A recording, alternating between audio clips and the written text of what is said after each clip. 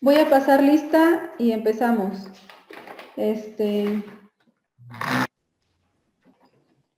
Patricia. Sí.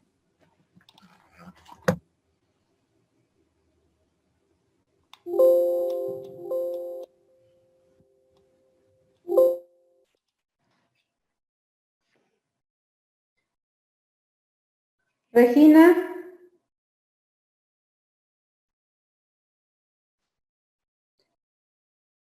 Mauricio, Víctor Mauricio. Victoria. Presente. Clemente.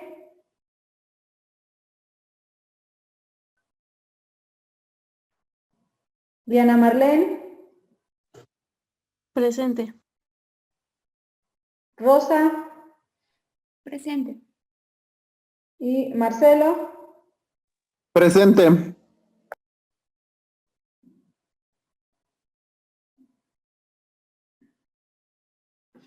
Ok. Pues vamos a continuar con la clase. ¿Quién se acaba de conectar? Yo, profa. Soy Carla Regina. Ok. Vale, pues. Pues vamos a empezar con la clase. Nos habíamos quedado en el matrimonio y estábamos viendo cuáles eran los efectos jurídicos del matrimonio. Bueno, pues habíamos dicho que pues alguno de los efectos era la cohabitación, que los cónyuges tenían que tener respeto entre sí y hacia con sus hijos, que se debían relación sexual, ayuda mutua, fidelidad y que existía igualdad jurídica entre ellos. Nos quedamos en el tema de la igualdad jurídica. Con respecto a los hijos, los efectos que producen son los derechos y obligaciones que tienen los cónyuges con los hijos y es la filiación, o sea, el parentesco que tienen hacia con sus hijos, ya sea biológicos o no biológicos, y únicamente reconocidos, que eso lo vamos a ver más adelante. Ahora, respecto de los bienes, existen dos tipos de regímenes dentro del matrimonio. Uno es la sociedad conyugal y otro es la separación de bienes.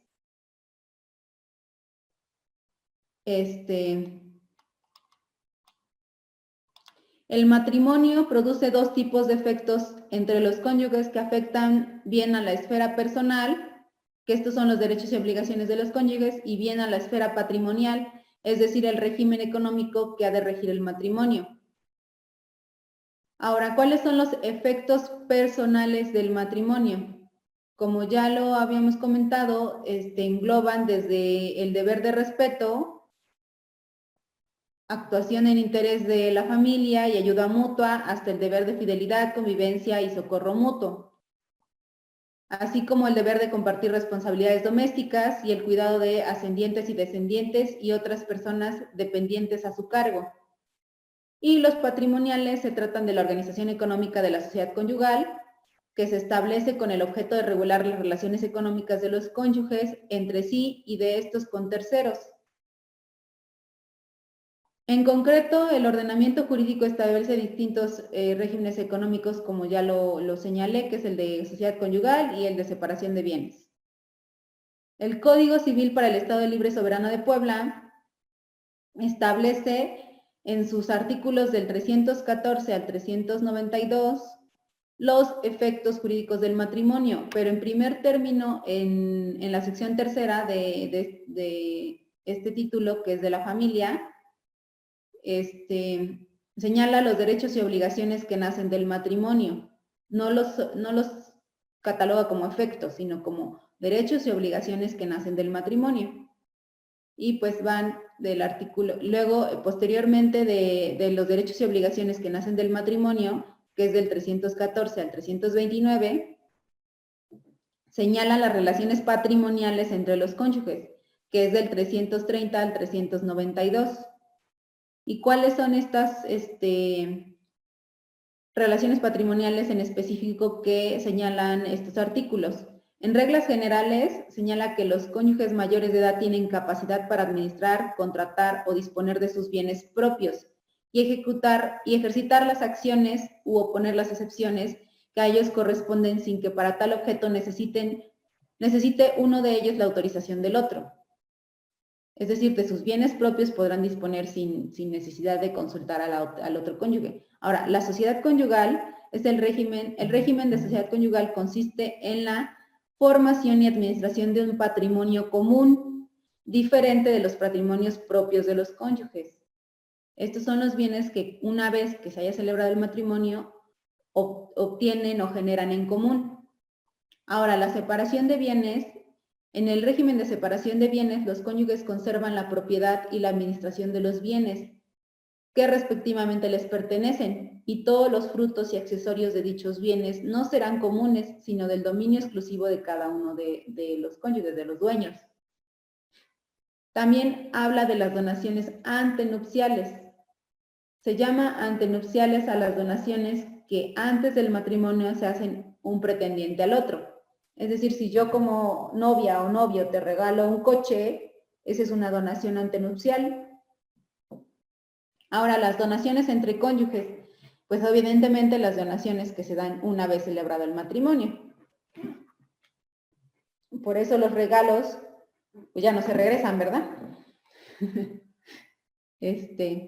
Ahora, dentro de ese mismo título de la familia, está el capítulo 3º, en el Código Civil Federal, igual en el título de la familia, nos señala en el Código Civil Federal los derechos y obligaciones que nacen del matrimonio, y estos son a partir del artículo 162 al 177.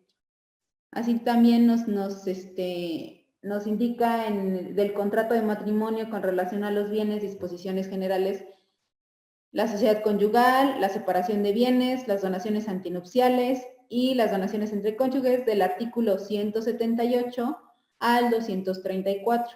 En el Código Civil Federal lo regula. Básicamente es lo mismo que en el local, más bien en el local es lo mismo que en el federal. Señala regularmente lo mismo.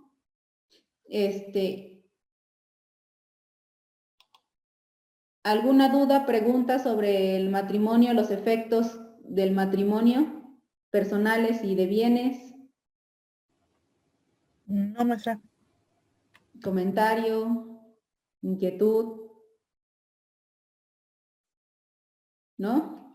Pues bueno, vamos a continuar con nuestro tema, y el siguiente tema son los esponsales.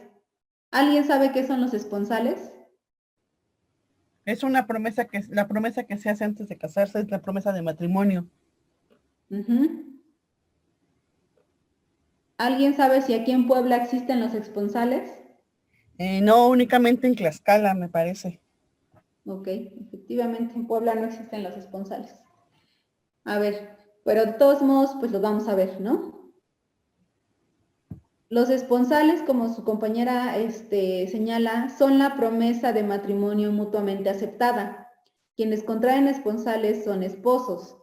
Jurídicamente, los esponsales son un contrato de naturaleza preparatoria, ya que conducen al contrato definitivo de matrimonio. El incumplimiento de los esponsales lleva consigo ciertos perjuicios patrimoniales, entre los cuales encontramos el hecho de tener que devolver todo lo recibido, y en algunos casos hasta 4 veces más. Eso evidentemente era en la antigüedad, ahorita ya no. En la actualidad, los esponsales no tienen una gran relevancia jurídica, aunque a nivel social previven bajo la forma del noviazgo. Sin embargo, en otras épocas mucho más ritualizadas y elaboradas del compromiso de contraer matrimonio en fecha próxima podían extraerse consecuencias bastante serias. Por ejemplo, durante la Edad Media, si tenía lugar relaciones sexuales entre esposos no casados, se entendía consumado de inmediato el matrimonio, siendo válido para todos los efectos. En sentido impropio, como una licencia poética, y también en el hablar popular se llamaban esponsales al matrimonio de hecho. La palabra esposa designa en sentido vulgar a la persona que contraía matrimonio y no a la comprometida a hacerlo, como en su sentido técnico, la palabra técnica en dicho caso sería cónyuge. En la Roma antigua existieron los esponsales como un pacto de que se ha de celebrar un matrimonio. Si el matrimonio no se efectuaba, existía una acción denominada actio sponsalitia, que cayó en desuso y por lo tanto solamente quedó la obligación moral, pues no se podía exigir la celebración del matrimonio. Sin embargo, estando vigente un contrato de esponsales, no podía ser celebrado otro con otra persona, o si estando vigente el contrato se efectuaba el matrimonio con persona distinta, se acarreaba una declaratoria de infamia. En tiempos del Imperio Bajo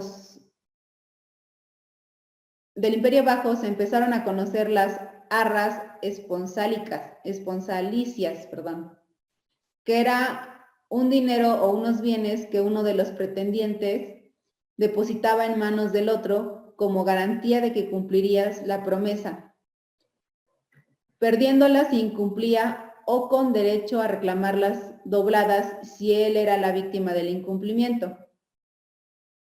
Los esponsales dejaban de tener vigencia por su cumplimiento, por la muerte de una de las partes, por mutuo acuerdo, por decisión de una de las partes o por sobrevenir un impedimento para el matrimonio. Por ejemplo, en una de las partes perdiese el ius connubium, que era la aptitud civil para contraer matrimonio y para permanecer en matrimonio. En México, la figura de los esponsales, aunque en desuso, permanece contemplada en diversos códigos civiles de la República Mexicana, aunque en el mismo Código Civil Federal ya se encuentra derogada dicha figura. No obstante, debe considerarse que la figura de los esponsales se encuentra tácticamente proscrita por la redacción del artículo 1 de la Convención sobre el consentimiento para el matrimonio, la edad mínima para contraer matrimonio y el registro de los matrimonios que textualmente señala. O sea, por esta convención ya están prohibidos los esponsales. No podrá contraerse legalmente matrimonio sin el pleno y libre consentimiento de ambos contrayentes, expresado por estos en persona, después de la debida publicidad ante la autoridad competente para formalizar el matrimonio y testigos de acuerdo con la ley, que son parte de los requisitos para contraer matrimonio que ya vimos, que es la voluntad, la publicidad y pues los testigos, ¿no? En este sentido, lo máximo que se podría obtener por medio de la figura de los esponsales es la indemnización de perjuicios por resarcimiento de los daños y perjuicios y por los gastos en que hubiera incurrido el cónyuge inocente, sin que en ningún caso se pudiera obligar a contraer matrimonio a quien se negara a ello. Es decir, sería una responsabilidad civil, por ejemplo, si el papá de la novia pagó todos los gastos de la boda y el novio a la mera hora no llega, o así, pues evidentemente el padre a lo mejor podría reclamar, no sé, daños, un daño moral o alguna situación de una indemnización. Obviamente sería como cuestionable si se otorga o no, pero pues podría ejercitarlo. Y bueno, el Código Civil del Estado Libre y Soberano de Puebla, en el artículo 295 señala que la ley no reconoce esponsales de futuro. Y el Código Civil Federal, derogó ya los artículos en 2013, el 24 de diciembre de 2013, pero antes los regulaba en el artículo del 139 al 145. Y bueno, señalaba que era la promesa de matrimonio que se hace por escrito y es aceptada y constituyen los esponsales, ¿no? Y señalaba que solo podían celebrar esponsales los hombres que hayan cumplido 16 años y la mujer que haya cumplido 14 años, imagínense. O sea, eran súper chiquititos.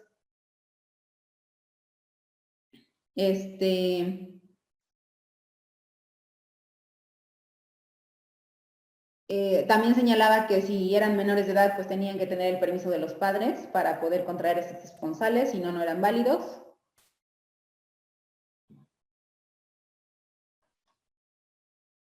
y pues señalaba una responsabilidad del incumplimiento de estos y una indemnización que era fijada por el juez en caso de incumplimiento. Y pues la prescripción para ejercitar ese tema de la indemnización era de 1 año. Y que bueno, si el matrimonio no se celebraba, los prometidos tenían derecho a exigir la devolución de cualquier cosa que hubieran ellos ofrecido dentro de estos esponsales. Igual tenían 1 año para exigir la devolución. Ahora, ¿cuándo existe un matrimonio o cuándo no existe un matrimonio más bien? La inexistencia del matrimonio no está regulada como tal dentro de los códigos civiles. Más bien habla de matrimonios nulos, y ahí vamos a ver más adelante que existen 2 tipos de nulidades. Pero el matrimonio inexistente nos señala la doctrina que se da cuando el aparente matrimonio no presenta los elementos estructurales exigidos por la ley para ser considerado como tal. ¿Y cuáles son estos elementos estructurales para que el matrimonio sea considerado como tal? Pues es la diversidad de sexos, con excepción de las legislaciones que regulan el matrimonio entre personas del mismo sexo, evidentemente. El otro es el consentimiento de los contrayentes realmente otorgado y la expresión de ese consentimiento ante el oficial público, que sería el registrador civil, el juez del registro civil. Ahora, la inexistencia del matrimonio elimina cualquier efecto civil nacido a partir del aparente vínculo conyugal y no requiere declaración judicial alguna. Es decir, que en la doctrina, para que un matrimonio sea inexistente, no se requiere que un juez lo declare inexistente, únicamente no existe. Ahora, ¿a qué se refieren los matrimonios nulos? Pues la legislación civil en México es muy clara al precisar que los matrimonios que no se celebran de acuerdo a los requisitos y conforme a lo que establezca la ley podrán ser anulados. Entonces, puede darse nulidad matrimonial por las siguientes causas. El error acerca de la persona con quien se contrae, cuando, entendiendo un cónyuge celebra matrimonio con persona determinada, lo contrae con otra. Es decir, que existe algún error en temas del nombre, que al momento de contraer matrimonio el registrador señale a lo mejor José Luis, y en lugar de solo Luis, porque a lo mejor antes se tenía la costumbre de que a todos los nombres antes se les ponía el José y a las mujeres el María. Entonces ahí a lo mejor existe un error en el acta de matrimonio y evidentemente, no sé, no sé quién, Michelle no se casó con José Luis, se casó con Luis en realidad, ¿no?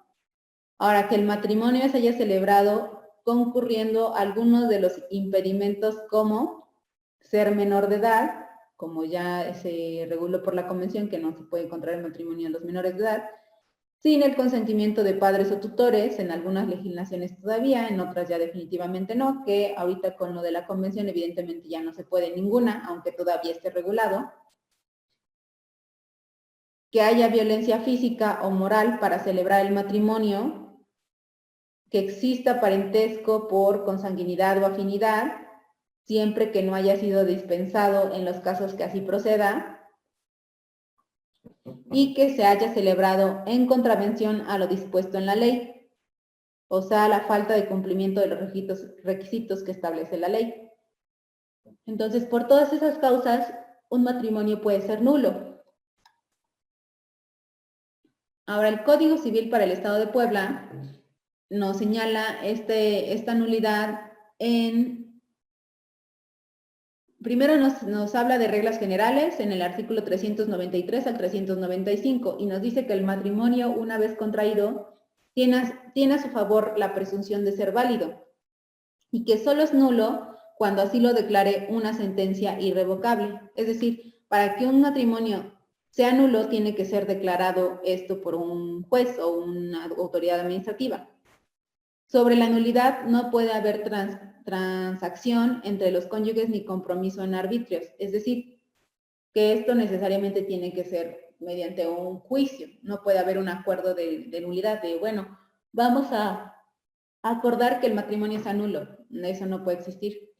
Ahora, el derecho para demandar la nulidad del matrimonio solo corresponde a quienes la ley concede expresamente y no es transmisible por acto entre vivos ni por herencia. Es decir, que solo los cónyuges pueden demandar la nulidad de dicho matrimonio.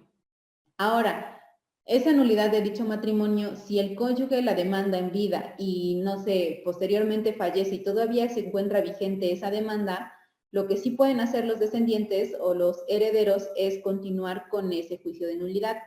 Eso sí se puede, pero ellos no pueden iniciar la acción. La tendría que haber iniciado el cónyuge y concluirla ellos en su representación. Ahora, como les dije, existen, el Código Civil para el Estado de Puebla nos señala que existen dos tipos de nulidad, la nulidad absoluta y la nulidad relativa. ¿Y qué nos dice sobre la nulidad absoluta? Sobre la nulidad absoluta nos señala que existe cuando se celebra entre parientes consanguíneos sin limitación de grado en línea recta y hasta el segundo grado en línea colateral. También existe cuando se celebra entre parientes por afinidad en línea recta sin limitación de grado. Cuando se celebra entre parientes por adopción en línea recta sin limitación de grado y en línea colateral en segundo grado. Y cuando se celebra subsistiendo el matrimonio anterior de uno de los contrayentes, o sea, que esté casado ya anteriormente. Esto último es muy común porque hay algunos hombres o mujeres que se casan a lo mejor, no sé, en Chiapas o se casan en Monterrey y pues evidentemente cada estado tiene su registro civil y pues si aquí de acuerdo a los requisitos, o sea, no hay ningún registro de que esté casado anteriormente en el estado de Puebla. Entonces, pues se va a poder casar en Puebla, aunque esté casado en Monterrey, sin ningún antecedente aquí en Puebla de que conste un acta de matrimonio. Entonces, muchas veces, o sea, hay unos que sí lo hacen dolosamente, pero hay otros que pues dicen, no, pues es que mi expareja promovió el divorcio y yo ya estoy divorciado. No tengo resolución, no tengo nada, pero yo sé que ella lo promovió y pues yo ya me puedo casar porque ya ella se divorció de mí, ¿no? Y realmente no pasó eso, ¿no? Realmente no existe una constancia de que efectivamente esté divorciado ni nada y ahí se puede dar una nulidad absoluta. Maestra, Sí, dime. ¿y de parientes en línea recta hasta dónde llegarían eso o no lo...? No hay limitación de grado. En línea recta no hay limitación de grado. O sea, tú no te puedes casar con tus bisnietos o no te puedes casar con tu bisabuelo o tu tatarabuelo. O sea, no. Ahí no hay limitación de grado, ni por consanguinidad ni por adopción. Entonces, ¿cómo? O sea, no, ahí quedaría absolutamente nulo. Sí, totalmente nulo. Ok. Hasta, por ejemplo, primos o esos no entran ahí. Sí, también primos, porque en colateral hasta el segundo grado. Tíos y primos no se puede. Ok. Gracias. ¿Sale? Sí. Y bueno, lo que sigue sería, bueno, este tipo de nulidad, no hay prescripción para ejercitarla. En el caso de los parentescos, se puede ejercitar en todo tiempo. Y pues el vínculo de un matrimonio anterior subsiste al tiempo de contraerse el segundo, pues el primero anula a aunque se contraiga de buena fe, como ya lo había comentado, creyéndose que el anterior estaba anulado, y no.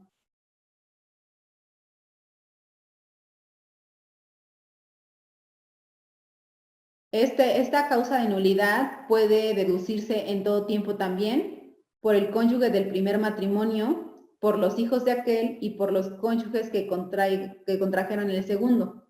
O sea, ahí ya son varias partes, no solo los cónyuges contrayentes, sino que la del primer matrimonio o el del primer matrimonio puede reclamar la nulidad del segundo, los hijos del primer matrimonio pueden reclamar la nulidad del segundo, por el tema de herencias. Por ejemplo, si fallece hagamos de cuenta que un señor, José Luis, se casa con Marcela primero y tiene un hijo. Y luego se casa con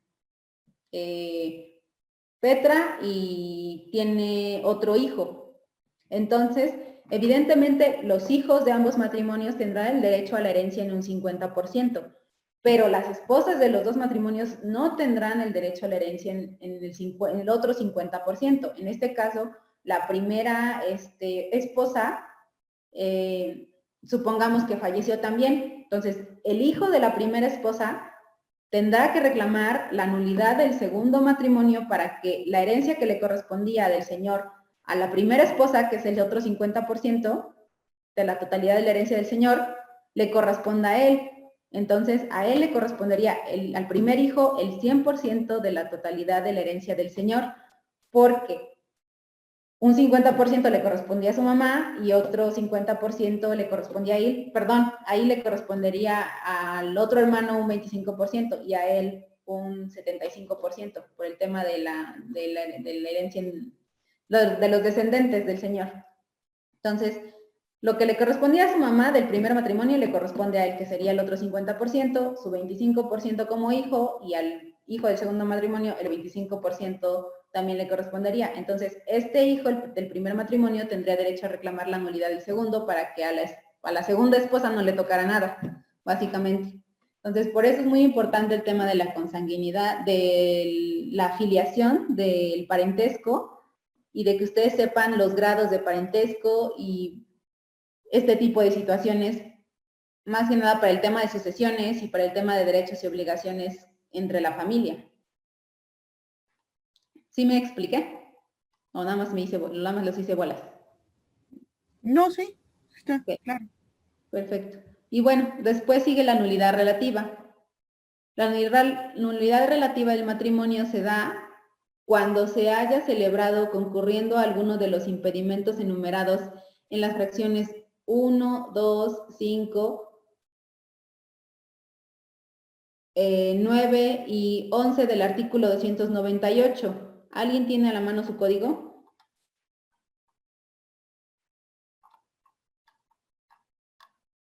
¿No? Ahorita lo abrimos. El Estado de Puebla.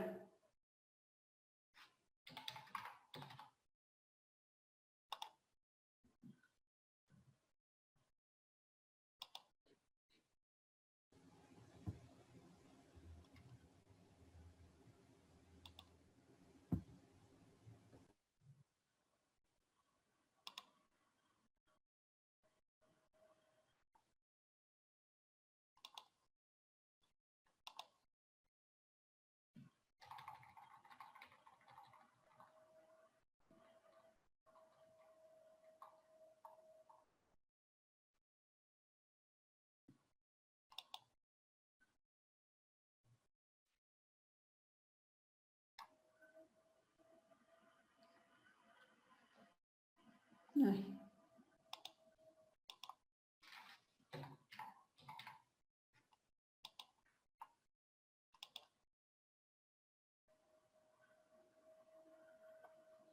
Permítanme, chicos.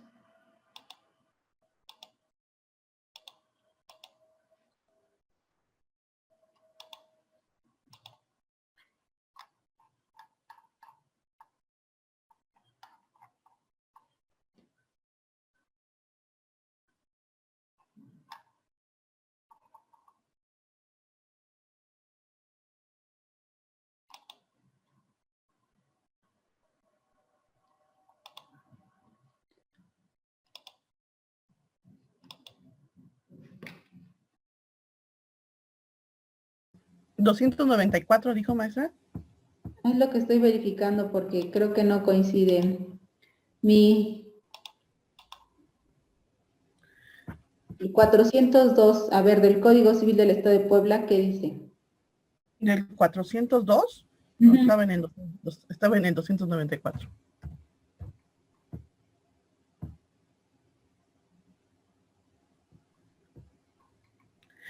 Sí, ese es el que habla de la nulidad relativa del matrimonio cuando se haya celebrado ocurrimiento de algunos impedimentos enumerados en las fracciones 1, 2, 3 y 5 hasta el 9 y 11 del artículo 298.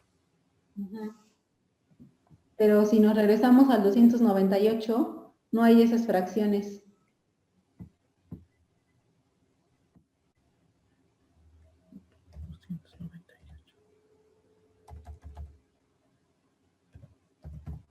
Solo hay de la 1 a la 5.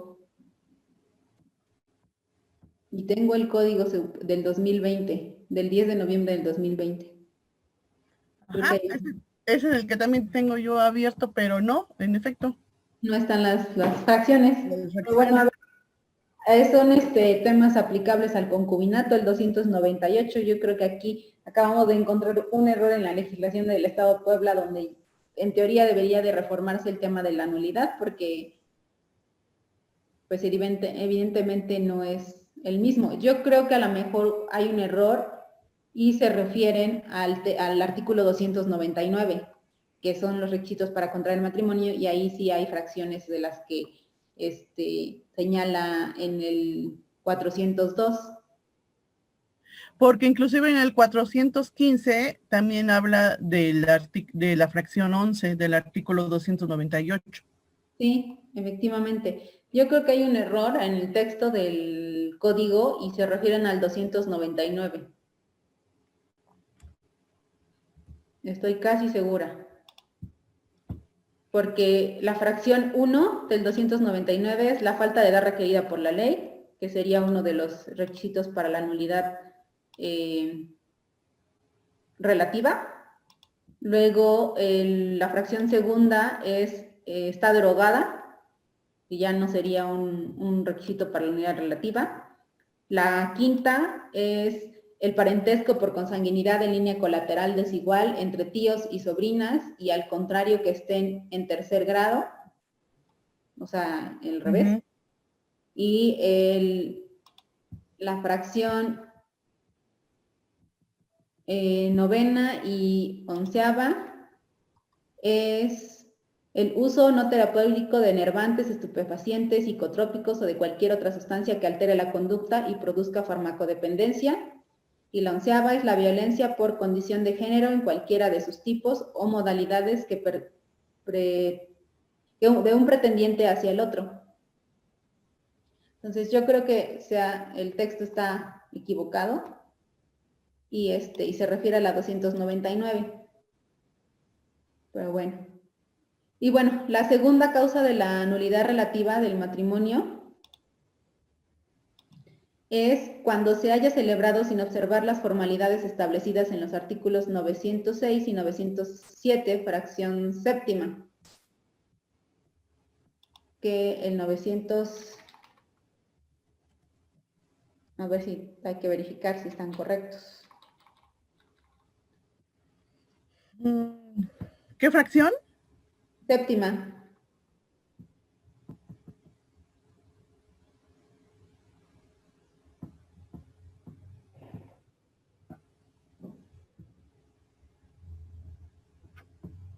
El 906, ¿lo tienes a la mano, Patricia?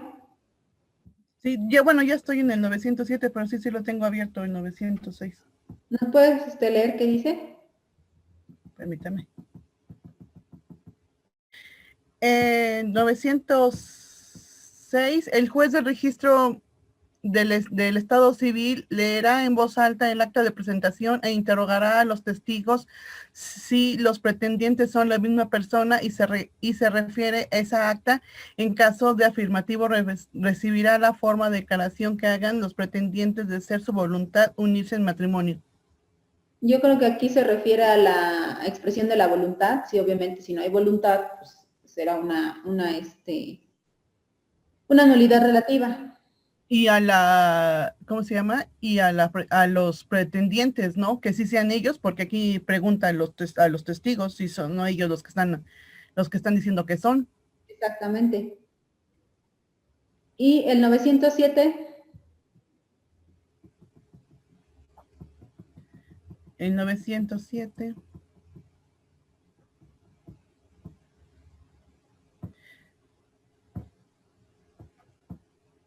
se me fue.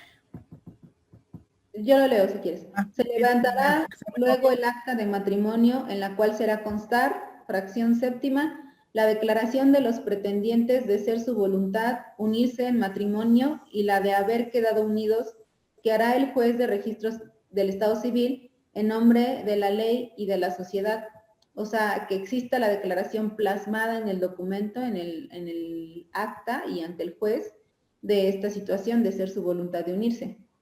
Entonces, ese sería, la falta de esto sería la causal de nulidad relativa. Ahora, otra de las causales de nulidad relativa es en caso de error, cuando ésta sea esencialmente sobre la persona. Un error sobre la persona, pues, básicamente podría ser en los datos únicamente del contrayente, que pues evidentemente estas nulidades relativas se pueden subsanar. Todas las acciones de nulidad relativa se cesan o dejan de ser reclamables cuando haya habido hijos, cuando aunque no los haya habido, el cónyuge que al celebrar el matrimonio no tenía la edad requerida para contraerlo anterior a la convención que ya dijimos, cumpla 18 años sin que se hubiera intentado la nulidad, y cuando antes de concluir el juicio de nulidad por sentencia irrevocable la esposa se embaraza. Esas son las causas por las que podría cesar la nulidad relativa.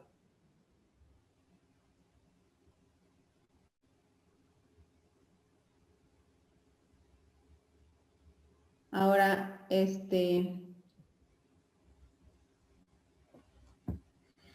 también la nulidad relativa puede ser deducida por los hijos del cónyuge víctima de un delito o por el Ministerio Público dentro de los 3 meses contados desde que se celebró el nuevo matrimonio. También el miedo y la fuerza serán una causa de nulidad si se concurren las circunstancias siguientes: que uno u otra importe peligro de perder la vida, la honra, la libertad, la salud o parte considerable de los bienes, que el miedo haya sido causado o la violencia hecha al cónyuge o a la persona que lo tenía bajo su patria potestad al celebrarse el matrimonio, y que uno u otra hayan subsistido al tiempo de celebrarse el matrimonio. Ahora, la acción de nulidad que nace del miedo y la fuerza solo pueden deducirse por el cónyuge agraviado y dentro de los 60 días contados desde la fecha del matrimonio. Aquí es muy común que se bromee con esta situación donde según te amenazan para que te cases y que te están obligando y que todavía es tiempo de pedir ayuda y cosas de ese tipo, pero pues sí sucede o sí sucedía. Yo no conozco ningún caso, pero pues por algo existe en la legislación, ¿no?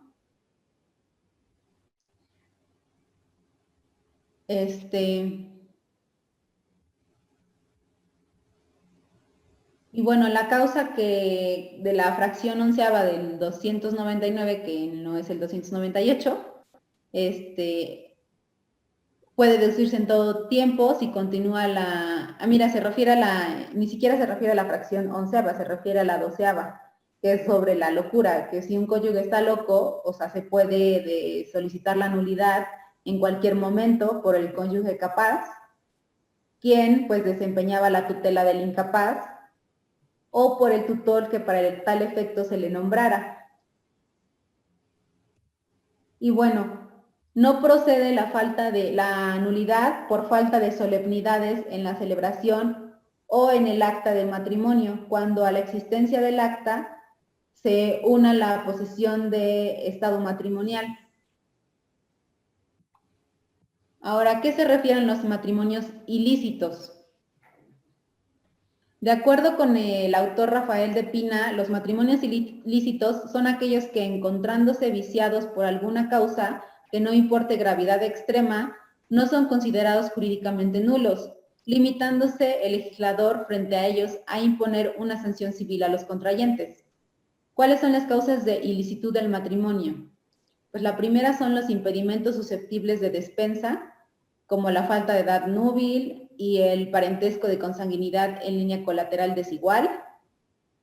Si se ha solicitado una dispensa y el juez del registro civil celebra el matrimonio antes de que se haya concedido aquella. O sea, si uno quiere casarse con su,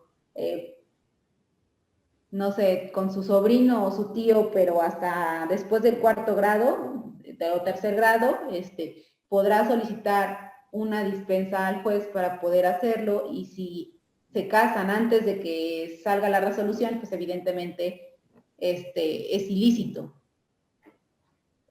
Si entre los contrayentes existe un vínculo de tutela o de la curaduría y el matrimonio se celebra antes de que el juez de lo familiar haya concedido la autorización para celebrarlo,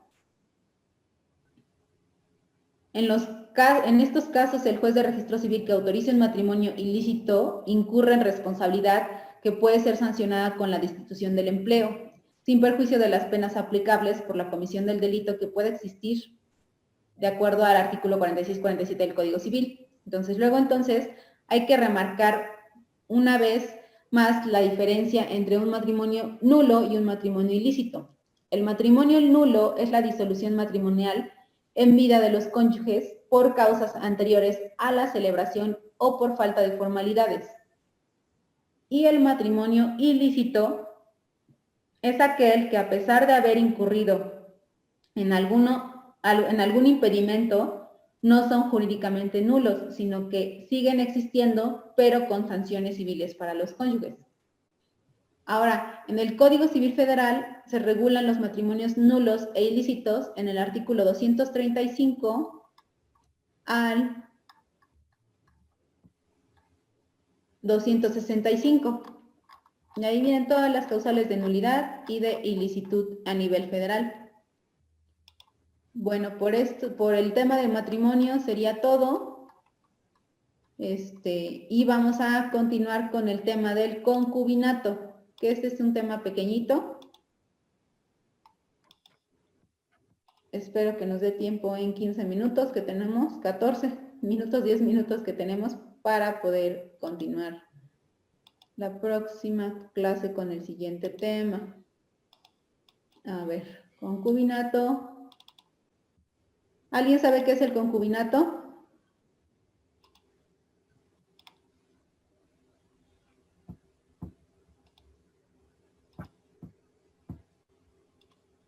¿No? Pues se puede decir que es la convivencia de dos personas. En este caso no sé si que sean del mismo sexo también, o únicamente mujer y hombre, que vivan juntos pero sin haber legalizado la situación, es decir, sin haberse casado. Ok.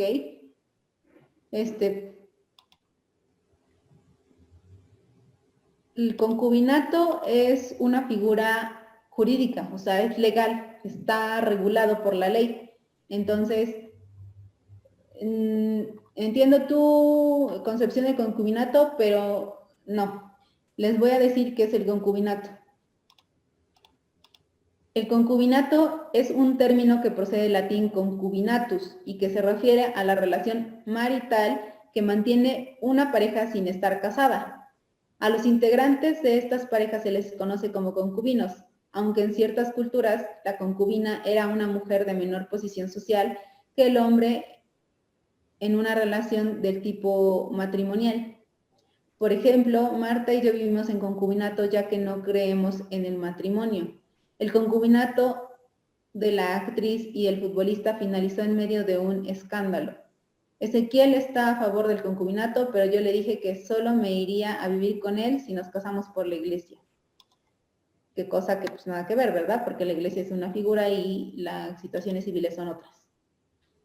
Ahora, el concepto de concubinato se remonta a la antigua Roma y a tiempos bíblicos. Por lo general, el concubinato era voluntario, ya sea por un acuerdo entre hombre y mujer o entre hombre y la familia de la mujer, ya que se consideraba que esta relación aportaba seguridad económica a la mujer. Ahora, existía de todas maneras el concubinato servil, que suponía la esclavitud sexual de la mujer. En el Imperio Romano y en la antigua China, el concubinato tenía un estatus de legal inferior al matrimonio, que es lo que regularmente o culturalmente en México también se adoptó, que el concubinato era menos que el matrimonio. Ahora, esto quiere decir que un hombre no podía tener una esposa y una concubina de manera simultánea. Las leyes occidentales, en cambio, solo admitían el matrimonio monógamo y dejaban a la concubina fuera de cualquier protección legal. En la actualidad, en cambio, el concubinato se asocia a una pareja de hecho que convive de forma estable y que mantiene una relación análoga a la matrimonial o conyugal. Por eso muchos estados han incluido a estas parejas dentro de un marco legal para evitar el desamparo de alguno de sus miembros en caso de enfermedad o muerte. Aunque todavía existen muchos impedimentos y una profunda ignorancia y negación al respecto, el concubinato se aplica tanto a parejas heterosexuales como a parejas homosexuales. Para estas últimas, sin embargo, la situación no puede ser fácil, ya que lo moral es que no se les reconozca la totalidad de sus derechos, si es que tienen la suerte de vivir en países en el cual no sea legal condenarlos a muerte por su sexualidad, porque todavía hay países donde pues eso es ilegal, ¿no? Desde un punto de vista legal, el reconocimiento oficial del concubinato entre dos personas tiene beneficios, como ser el acceso a la seguridad social de una de las dos que puede brindar a su pareja a través del trabajo. O sea, lo pueden registrar como concubino dentro de la seguridad social y tendrá los mismos derechos que una cónyuge. Para ello, en el caso de las parejas heterosexuales, suele bastar con apuntar al otro individuo, dando fe de la relación que existe entre ambos. Por otro lado, pocos son los países que admiten este derecho a dos personas del mismo sexo que vivían bajo el mismo techo.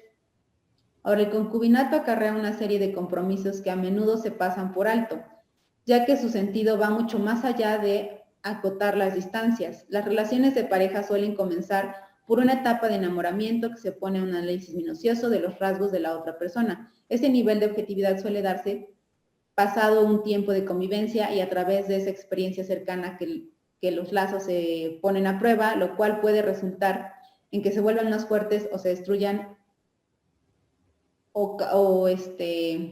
a causa de un pobre sustento. A partir de la vida con otra persona supone caminar en una misma dirección, incluso cuando cada uno tiene sus objetivos diferentes a nivel vocacional. El concubinato funciona si se parte de una base moral en común, una serie de principios que representen a ambas partes. Si el nivel de enriquecimiento que otorgan la relación no puede rechazarse. Se trata de una experiencia que todos tienen derecho a vivir, siempre que así lo quieran, independientemente de la sexualidad. El concubinato, entonces, es la unión de dos personas sin impedimento para contraer matrimonio, pero aún así no lo celebran, que hacen vida en común de manera constante y permanente por un periodo mínimo de 2 años, como si estuvieran casados. Ahora, no es necesario el transcurso del periodo del tiempo mencionado para que se considere concubinato cuando reunidos los demás requisitos, es decir, que puedan contraer matrimonio pero que no lo quieran hacer, o que no lo hagan, tengan un hijo en común.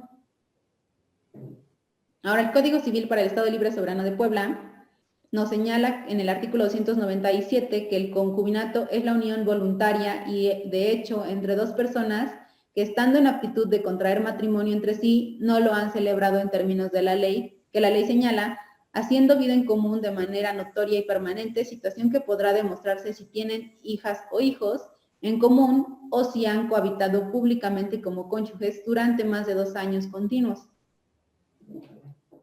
El Código Civil Federal no nos habla de concubinato, entonces vamos a enfocarnos a lo que nos señala el Código Civil del Estado de Puebla. Ahora, ¿cuáles son las obligaciones que nacen del concubinato? La concubina y el concubino tienen derechos y obligaciones recíprocos, siempre que, sin impedimentos legales para contraer matrimonio, hayan vivido en común en esta forma constante y permanente por un periodo mínimo de 2 años, como ya lo vimos, y pues no es necesario el transcurso de esos años si procrean un hijo. Ahora, si con una misma persona se establecen varias uniones con las características anteriores, a ninguna se reconocerá el concubinato. Es decir, que una misma persona viva con estas, o ande regando hijos, pues evidentemente a ninguna se las va a reconocer ese concubinato. En este caso, quien haya actuado de buena fe podrá demandar del otro una indemnización por daños y perjuicios. Ahora, regirá al concubinato todos los derechos y obligaciones inherentes a la familia en lo que le fueren aplicables. El concubinato genera entre los concubinos derechos y obligaciones alimentarias y sucesorias, independientemente de los derechos y obligaciones reconocidos en las leyes. Es decir, si yo tengo un concubino, pues tengo derecho a la herencia igual que una cónyuge del 50%, igual de alimentos. Si me separo de mi concubino, tengo derecho a demandar los alimentos. Ahora, al cesar la convivencia, la concubina o el concubino que carezcan de ingresos o bienes suficientes para su sostenimiento tiene derecho a una pensión alimenticia por un tiempo igual al que duró el concubinato. No procederá la demanda de alimentos por parte del concubino que haya demostrado ingratitud o viva en concubinato o contraiga matrimonio. El término para ejercer la acción de alimentos por los concubinos deberá ejercitarse dentro del año siguiente al que cese la vida en concubinato. Y entonces el Código Civil del Estado de Puebla, en el artículo 298, nos dice que las disposiciones aplicables al concubinato, y básicamente nos señala que, pues, lo mismo que ya les comenté. Los